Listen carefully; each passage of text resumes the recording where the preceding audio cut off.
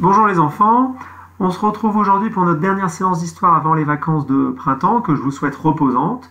Alors qu'est-ce que je vais vous demander pour cette séance? Alors tout d'abord, avant de vous demander et vous expliquer le travail, tout d'abord j'aimerais vous féliciter et vous dire que je suis fier de vous parce que vous avez réussi pour une grande partie d'entre vous à suivre le rythme.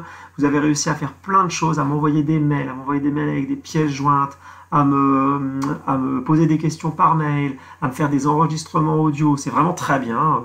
Il y a plein de choses que vous saviez pas faire, pardon, avant le confinement, et puis vous avez réussi à le faire avec l'aide de vos parents parfois. Et vraiment, je pense que vous pouvez être très fiers de vous.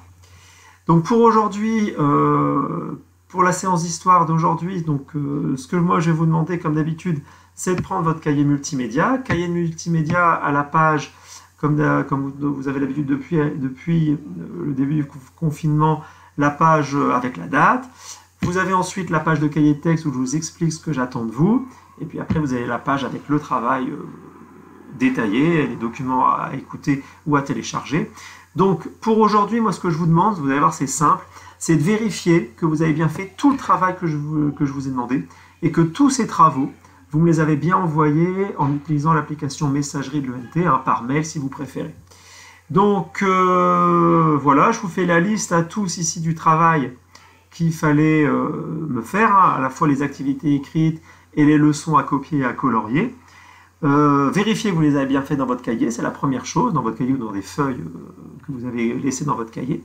Une fois que vous avez bien vérifié que vous les avez faites, vérifiez que vous les avez bien envoyées. Donc pour ce faire, vous pouvez aller dans la messagerie de l'ENT, dans la boîte d'envoi de la messagerie, et vous allez pouvoir voir les différents mails que vous avez envoyés à vos professeurs. Retrouvez-les, vérifiez que vous avez bien envoyé le travail. Puis il y a une dernière chose que vous pouvez faire aussi pour vous aider à vérifier que j'ai bien reçu votre travail, c'est d'aller dans Pronote. Dans Pronote, j'ai rentré la liste de toutes les évaluations. Et pour chacune des évaluations, soit j'ai mis un point blanc, qui signifie non évalué, soit j'ai mis un point de couleur, qui signifie qu'elle a été évaluée, soit j'ai pas mis de point de couleur, j'ai rien mis, il n'y a rien. Ça veut dire qu'elle est en attente d'évaluation.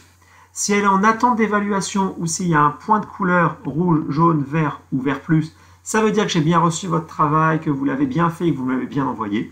Si jamais vous avez un point blanc, ça signifie non évalué. Non évalué, ça veut dire que je n'ai pas reçu votre travail. Donc vous savez que ce travail-là, vous l'avez soit pas fait, et donc vous devez le faire pendant les vacances pour me l'envoyer, soit vous l'avez fait, mais vous avez oublié de me l'envoyer.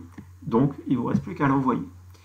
Voilà, l'idée c'est que tout le monde puisse se mettre à jour pendant les vacances, que tout le monde puisse à la fin des vacances repartir au même niveau, voilà, qu'il n'y ait personne qui ait du retard, et donc utiliser ces vacances pour pouvoir vous mettre à jour, rattraper le retard que vous avez peut-être pris depuis le début du confinement. Voilà, j'espère que tout est clair. Encore une fois, je suis fier de vous. Encore une fois, je vous souhaite de bonnes vacances. Reposez-vous bien, rattrapez le retard pour ceux qui ont du retard, et puis on se retrouve donc dans 15 jours. Allez, au revoir les enfants, bon courage, je vous le redis, reposez-vous, reposez-vous, reposez-vous, c'est important aussi, et à bientôt. Au revoir.